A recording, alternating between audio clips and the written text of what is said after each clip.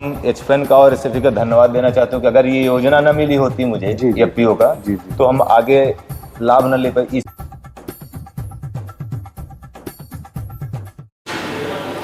नमस्कार, मेरा नाम है रुचित और मैं किसानों के साथ काम करता हूँ। इस करोड़पति एफपीओ सीरीज़ में हम बहुत सारे फार्मर कोऑपरेटिव्स एफपीओज से मिल रहे हैं, भारतवर्ष से मिल रहे हैं, जो बहुत अच्छा काम कर रहे हैं और ख़ासकर उनका जो एनुअल जो वार्षिक टर्नओवर है वो 1 करोड़ से ज़्यादा हो चुका है।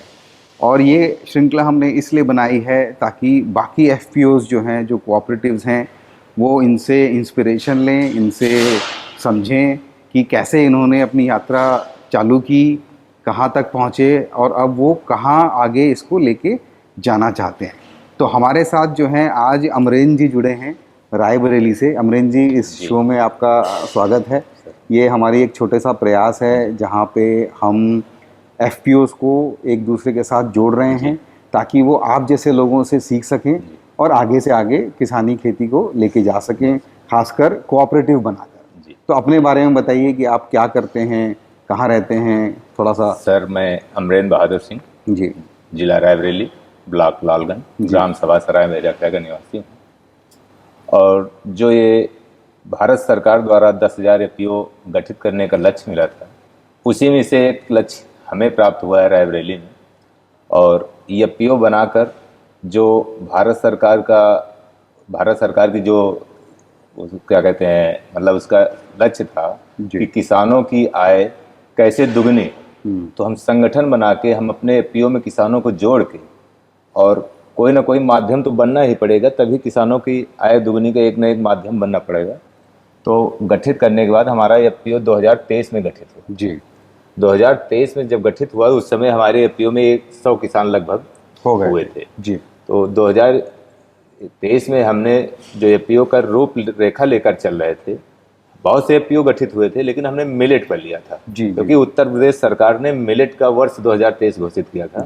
तो हमने अपना एफपीओ को मिलेट पर दिया क्योंकि मिलेट पर काफ़ी एफपीओ नहीं थे और मिलेट हम किसानों से दूर हो रहा था।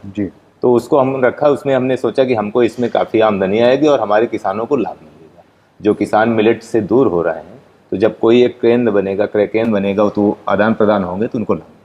तो हमने उसको अपने इसमें घोषित किया और कृषि विभाग के माध्यम से एचफेन का सहयोग एसएफई से हमारा बना है, लेकिन एचफेन के सहयोग से धीरे धीरे हमने कृषि विभाग के माध्यम से, उद्यान विभाग के माध्यम से हमने अपने एफपीओ को आगे बढ़ाते हुए किसान का साथ मिलता रहा, बराबर कृषि विभाग के अधिकारियों को मिलता रहा।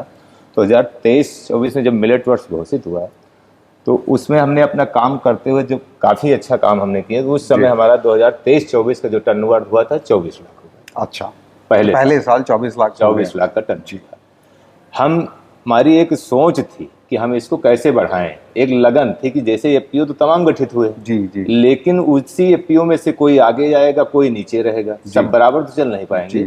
तो हम बराबर अपने कृषि विभाग, अन्य विभाग के सबसे संपर्क करते रहे। जो हमारे और डायरेक्टर हैं उनको हमने जगह जगह के बांट दिए थे कि आपको यहाँ जाना है, आपको यहाँ देखना है। और जो सीईओ और डायरेक्टर थे, अकाउंटेंट थे, उनको हमने अलग अलग बांट दिया था कि आपको इतने डायरेक्टर इतने महीने में बनाना है तो आपको सैलरी मिलेगी। अकाउंटेंट को हमने बांट दिया। सारा काम हमने डिसाइड कर दिया क्योंकि हमको एक लक्ष्य करना था कि हमको 2024-25 में 1 करोड़ रुपए का टर्नओवर पार करना जो आपने कर दिया। वो आपके आशीर्वाद से हमारा और सीबीओ के हिसाब से हमारा 1 करोड़ का टर्नओवर पार हो चुका है। थोड़ा सा मैं आपको रोकना चाहूँगा। तो आप बहुत ही अच्छा कर रहे हैं जैसा मैं समझ रहा हूँ। तो इससे पहले क्या करते थे, आपकी क्या ट्रेनिंग है, कहीं जॉब करते थे? इसके पहले सर हम आपको अवगत कराएं, हम शुरू में 2007 और 2006 में एक किसान मित्र की योजना निकाली गई। तो हम उस किसान मित्र योजना में ग्राम सभा के उसमें तैनात थे।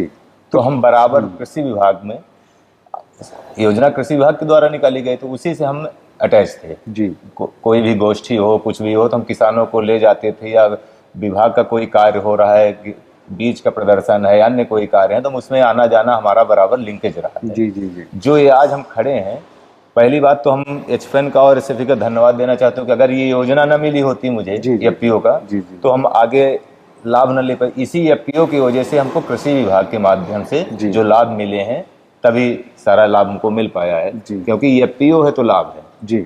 सरकार जो भी लाभ दे रही है एफपीओ को दे रही है। तो जब एफपीओ नहीं तो लाभ नहीं, लेकिन जब हमको एफपीओ के लिए रूपरेखा में एचपीएन हमको धीरे धीरे दिशा निर्देश देती गई, जो भी हम सहयोग मांगते गए हमको बराबर मिलता गया जी। तो हम विभाग में चयनित थे। 2010-11 में शायद ये किसान मित्र योजना बंद हो गई थी, लेकिन हम क्या किए, कंटिन्यू विभाग से संपर्क बनाए रहे जी। उद्यान विभाग से किसानों की सेवा में हम खेती करते रहे, और खेती हम बराबर करते हैं।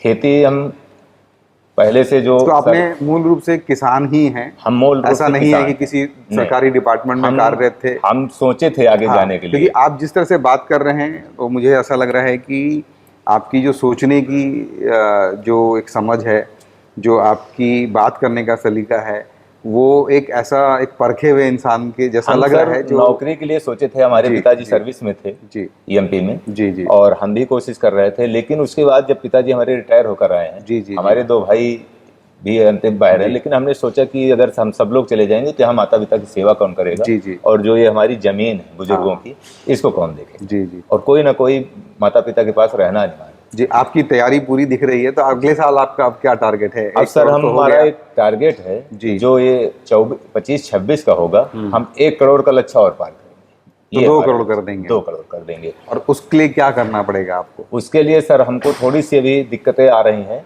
जो एफपीओ में हम लोग पैकेजिंग कर रहे हैं जी, पैकेजिंग थोड़ा हम लोगों की कमजोर बैठ रही है, जिससे हम मार्केट में पैकेजिंग में नहीं, बाकी हमारा माल सप्लाई उत्पादन हो रहा है जी, लेकिन जो दिखता है वही बिकता है जी। बहुत पैकेजिंग थोड़ी सी गड़बड़ है, और अगर उसको थोड़ा सा हमारे एचपीएन जो कंपनी है और इससे थोड़ा सा ध्यान उसमें दे देगी तो कोशिश है शायद 2 करोड़ से हम 2.5 करोड़ में पहुंच जाएंगे जी। ये और अभी तक जो हमको योजनाएं मिली हैं हमारे एफपीओ को, एक 50 लाख का एग्रीगेटर मिला है जी, जो सरकार इस समय पराली प्रबंधन पर ज्यादा ध्यान दे रही है, तो वो बंडल वगैरह बनाने के लिए मुझे एक मिलेट की व्हीकल गाड़ी दी गई कृषि विभाग के माध्यम से, और मिलेट स्टोर भी दिया गया है जी, और वेयर हाउस मुझे मिला है। बहुत बढ़िया। तो ये सब हमको एफपीओ हमारा बनने की वजह से कृषि विभाग सारा सहयोग हमको किए जी, और वो सहयोग के हम भी कोशिश किए हैं, लेकिन उसके बाद तो कृषि विभाग को हम धन्यवाद देते हैं जो हमारे एफपीओ को समय समय पर हर योजनाओं का लाभ दिया है, और उससे ज्यादा जो एचपीएन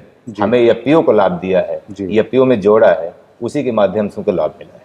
चलो आपसे मिलके बहुत। इस समय हमारे एफपीओ में 750 किसान हो चुके हैं। अच्छा, पिछले साल 100 थे, हाँ 750 किसान हो चुके हैं, और नमाम गंगे योजना के काफी किसान, हमने 35 क्लस्टर बना चुके हैं जी। हमने 20-20 किसानों करके सभी को अलग अलग डिवाइड कर दिया कि आपको ये फसल बोना है, आपको ये फसल बोना, और जो भी आपका उत्पादन होगा हम एफपीओ में खरीद लेंगे। सारे लाइसेंस हमारी कंप्लीट है, एनएससी का लाइसेंस भी बन गया है, और जो आगे बनना है वो हम आप सबके सहयोग से हमारा सब पूरा हो रहा है, और कृषि विभाग बराबर सहयोग कर रहा है आगे। और हम इस जो भी एफपीओ हैं वो अपने जगह पर न बैठ के, जो कृषि विभाग है ये एक बहुत बड़ा विभाग है, ये एफपीओ का एक दूसरा भाग है, यही सहयोग करेगा तभी कृषि विभाग आगे, ये एफपीओ हम आगे ले जाएंगे क्योंकि जो भी योजनाएं आ रही हैं वो कृषि विभाग और उद्यान विभाग में आ रही हैं। जी।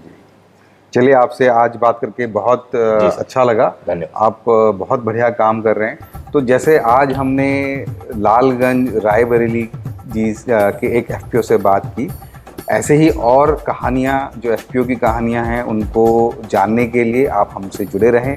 बहुत सारी कहानियाँ हम कोऑपरेटिव की आपके पास लाते रहेंगे। तब तक के लिए धन्यवाद।